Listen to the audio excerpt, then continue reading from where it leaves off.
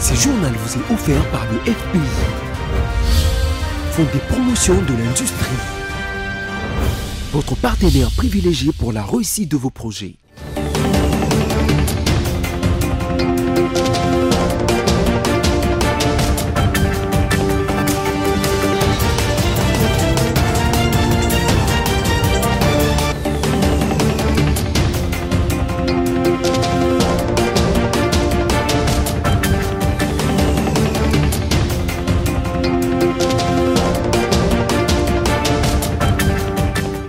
Une nouvelle semaine, un nouveau journal. Madame, Monsieur, bonsoir et bienvenue sur BSC Télévision. Tout de suite, le sommaire de ce soir. Après Berlin, le chef de l'État Félix Tshisekedi a foulé le sol parisien ce lundi où il va rencontrer probablement demain son homologue français Emmanuel Macron. La situation sécuritaire sera au menu de leurs échanges. C'est ce lundi 29 avril que s'est déroulée sur toute l'étendue du territoire national l'élection des sénateurs et gouverneurs des provinces. Daniel Bumba est élu gouverneur de la ville-province de Kinshasa. Il succède à ce poste Gentini Ngobilambaka. Voilà tout pour le sommaire. Encore une fois, bonsoir et merci de nous rejoindre. Le président de la République démocratique du Congo, Félix Tshisekedi, a entamé dimanche une visite officielle en Europe, en Allemagne, où il s'est rendu. Il a eu un entretien avec le chancelier fédéral Olaf Scholz. La crise sécuritaire dans la partie est de la République démocratique du Congo était bien évidemment au menu des échanges. Retour en images dans ce récit de Roger Matadi. Accompagné de la première dame Denise Nyakero Tshisekedi, le chef de l'État congolais, Félix Tshisekedi, est arrivé dans la journée du dimanche en Allemagne, plus précisément à Berlin pour une visite de travail de 24 heures. Sur place, il a eu un tête-à-tête de plus de 2 heures avec le chancelier fédéral Olaf Scholz. Leurs délégations respectives ont eu également une réunion de travail au cours de laquelle ils ont planché sur la coopération économique et la crise sécuritaire dans l'est de la RDC. Les Allemands ont réaffirmé leurs attachements à la souveraineté de la RDC et dénoncent la présence militaire rwandaise en territoire congolais, a déclaré Christophe Lutundula, vice-premier ministre, ministre des Affaires étrangères. Les Allemands ont fait déjà la déclaration avant que le président n'arrive. Ils ont réaffirmé leur attachement à la souveraineté de la RDC. Ils ont dénoncé la présence des militaires rwandais en territoire congolais et réitéré l'invitation que pratiquement les pays de l'Union européenne adressent au Rwanda de retirer ses troupes de la RDC. Et nous avons insisté sur le fait que les déclarations, c'est bon, mais l'action, c'est encore mieux. Il faut accroître les pressions sur le Rwanda, brandir les sanctions. Notons que le chef de l'État congolais Félix Tshisekedi a foulé ce lundi les sols français via l'aéroport d'Orly à Paris pour le début de sa visite officielle de 2 jours. Selon son porte-parole, il va s'entretenir avec son homologue français Emmanuel Macron sur plusieurs sujets, entre autres la situation sécuritaire dans l'est de la RDC et celui de l'aide budgétaire au développement. Vous le saviez certainement que c'est ce lundi 29 avril 2024 que s'est tenue en République démocratique du Congo l'élection des sénateurs et gouverneurs de province sur toute l'étendue du territoire national, à l'exception de l'Ituri et du Nord Kivu qui sont sous état de siège. À Kinshasa, Daniel Bumba est élu gouverneur de la capitale congolaise et dit élu comme son vice-gouverneur de Kinshasa, bien évidemment. Élu Jekoko Mulumba, élu sénateur, Augustin Kabouya également, et dans la province du Congo central, Grace Bilolo est élu gouverneur. Notons que l'agence de prévention et lutte contre la corruption récemment mise en place une ligne bleue afin de signaler tout acte de corruption lors de ces scrutins. Cette ligne bleue est un numéro de téléphone que les citoyens peuvent appeler pour signaler les cas de corruption ou d'irrégularité observés pendant le processus électoral. L'actualité demeure également l'ouverture d'une action judiciaire contre le cardinal Ambongo Besungu, à qui le parquet reproche la propagation des faux bruits avec des propos séditieux dans ses différentes prises de parole publiques, a suscité plusieurs réactions dans la classe politique. Si certains ont exprimé leur soutien au cardinal, d'autres par contre soutiennent cette action de la justice. Suivez. Les réactions fusent de partout depuis l'annonce de l'ouverture d'une information judiciaire contre le cardinal Fridolin Ambongo, archevêque de Kinshasa, suite à des comportements présumés séditieux attribués au prélat dans le contexte de la situation sécuritaire dans la partie est du pays. D'après Fierté Dinanga, membre de l'UDPS, étant humain, le cardinal Ambongo peut donc par conséquent répondre à la justice.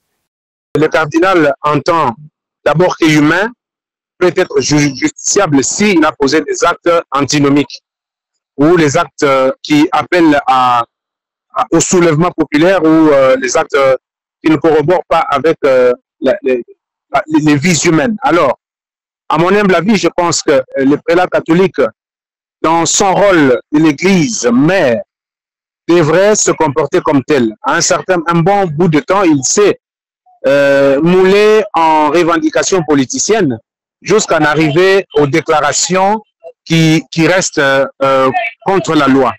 Je crois que la justice, dans sa liberté, dans son autonomie, a jugé bon de cela. Nous pensons laisser le libre arbitre à la justice de pouvoir interroger la question, enfin, d'attribuer la faute ou d'innocenter le cardinal.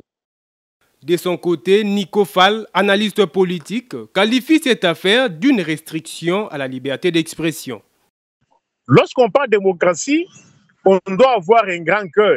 Mais ce n'est pas aux Mobutu et leurs enfants que l'on doit parler de démocratie, parce que la démocratie tient aussi compte de certains paramètres. C'est-à-dire, à vous entendre parler, à entendre aussi la position du PG de faire la cassation, c'est-à-dire, on ne dira jamais encore la situation réelle sur le terrain.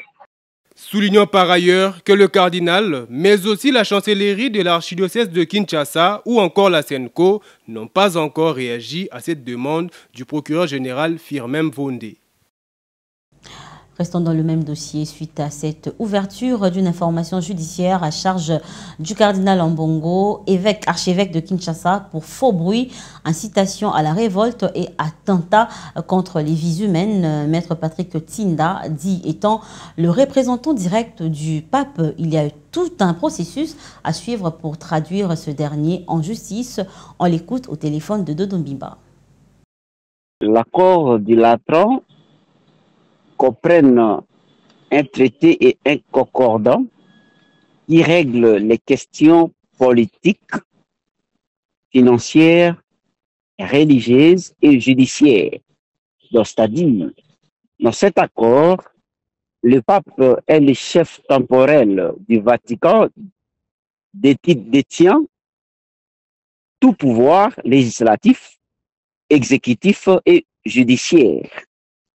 Et donc, la justice congolaise n'a pas cette compétence d'interpeller un cardinal qui remplace le souverain pontife qui est le pape. D'autant plus que le cardinal est le représentant direct du souverain pontife. Donc, le cardinal, il remplace directement le pape. Il représente directement le pape. Donc on ne peut pas l'interpeller avant qu'on interpelle.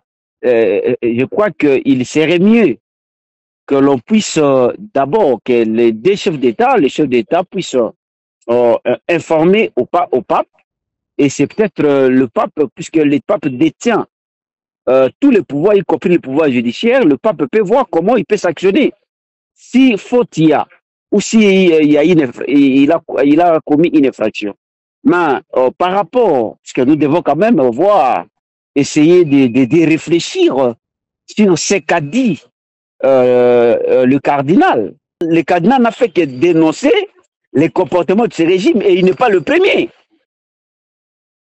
Et tout à fait autre chose à présent, une nouvelle Jeep de la marque DA, Made in Butembo, a été présentée le dimanche au public du Nord Kivu dans l'est de la RDC. C'était lors d'une journée porte ouverte organisée en prélude de la journée dédiée à l'enseignement célébrée le 30 avril de chaque année. Presse locale. Jeep DA est la marque donnée à cette voiture Made in Butembo. Pour la fabriquer, Il a fallu 3 mois de travaux aux élèves de 4e année des options mécanique générale et mécanique automobile de l'Institut technique industriel de Mahamba Itima. Deogracias Assoumani Ramazani, enseignant à l'Itima et concepteur de la Jeep. Dans la construction, nous avons d'abord commencé par la structure des châssis. Après la structure, c'était la propulsion, donc installation du système de motorisation et installation de la transmission. Après les systèmes mécaniques, nous avons commencé la construction de la carrosserie. Après les tôles pour courber les tubes, certains tubes, et puis la soudure et beaucoup d'ajustage. C'est ainsi que nous avons cette réalisation. Et nous étions aussi accompagnés avec un électricien automobiliste qui nous a aidé avec l'installation. Vous voyez, il y a tous les circuits là-bas, circuit de freinage avec l'effet stop, le circuit d'éclairage et signalisation avec le clignotant et le circuit d'éclairage avec deux phares, le feu de route et le feu de croisement. Et puis nous avons fait un peu de la peinture et on était encore dans les procédures de continuer parce que ce n'est pas encore fini, nous allons continuer à améliorer. Le premier à rouler dans cette voiture est Kakule Batoti Mambo, chef de culture, art et patrimoine à Butembo. Ses premières impressions étaient plutôt bonnes. C'est du nouveau à Butembo avec une voiture made in Butembo. Je suis très satisfait. Merci beaucoup. Et je fais un rapport à Québécois que l'autorité urbaine. Le coût estimatif des travaux de fabrication de cette voiture est estimé à près de $2000 américains. La voiture a la capacité de transporter près de 10 personnes. 2 personnes devant et 4 personnes de part et d'autre à l'arrière. Les élèves qui ont participé à la réalisation de ces chefs-d'œuvre encouragent le gouvernement à investir dans les écoles techniques. Donc nous allons les supplier de chaque fois soutenir des activités techniques comme celle-ci et puis de renforcer un peu les moyens.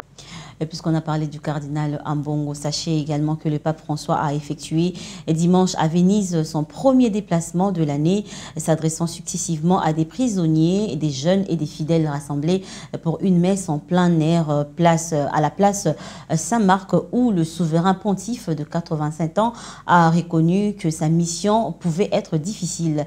Plus d'explications dans ce reportage de nos confrères de France 24.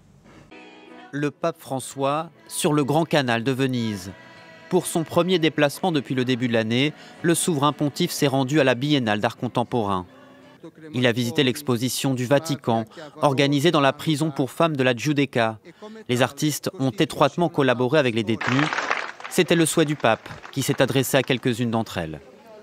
N'oublions pas que nous avons tous des erreurs à faire pardonner et des blessures à soigner, y compris moi. La santé du pape François est source d'inquiétude ces derniers mois. Depuis 2 ans, des douleurs au genou l'obligent à se déplacer à l'aide d'une canne ou en fauteuil roulant. Âgé de 87 ans, il souffre de bronchite et de rhume à répétition. Il n'a pas quitté Rome depuis une visite à Marseille en septembre. Après sa visite de la prison, il a pris la parole face à 2 jeunes Vénitiens, les invitant à ne pas passer leur vie collés à l'écran de leur smartphone. Les téléphones portables sont très utiles pour communiquer. Ils sont utiles, mais ils ne doivent pas vous empêcher de rencontrer des gens.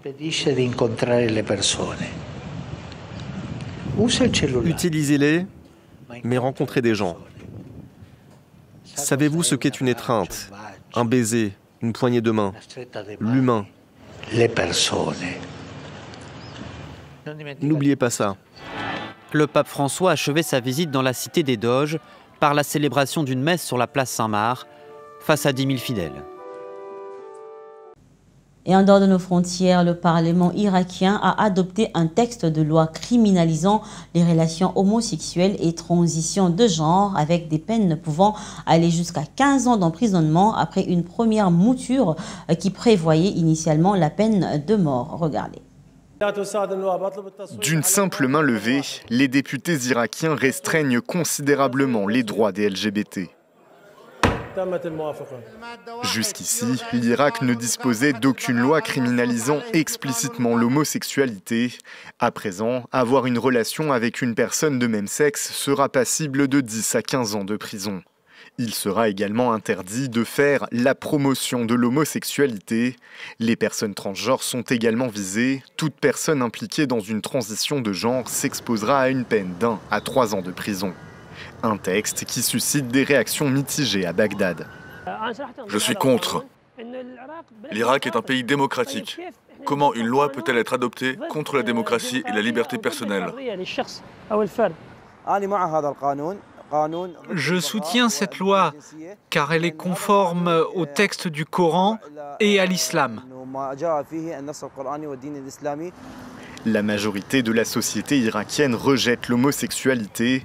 D'après un rapport publié en 2022 par Human Rights Watch, la communauté LGBT+ vit dans la clandestinité et subit enlèvements, viols et meurtres de la part de groupes armés.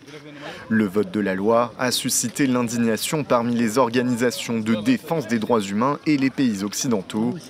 Washington s'est dit préoccupé par le texte et le Royaume-Uni l'a qualifié de dangereux et inquiétant. Et on passe au rappel des titres. Après Berlin, le chef de l'État Félix-Antoine Tshisekedi a foulé le sol parisien ce lundi où il va rencontrer probablement demain son homologue français Emmanuel Macron. La situation sécuritaire sera au menu de leurs échanges. Et c'est ce lundi 29 avril que s'est déroulé sur toute l'étendue du territoire national l'élection des sénateurs et gouverneurs des provinces. Daniel Bumba est élu gouverneur de la ville-province de Kinshasa. Il succède comme ça à ce poste Gentini Ngobila. C'était là l'essentiel de l'actualité de ce lundi. Madame, Monsieur, merci à vous de nous avoir suivis. Bonne suite de programmes sur BSC Télévision. Au revoir.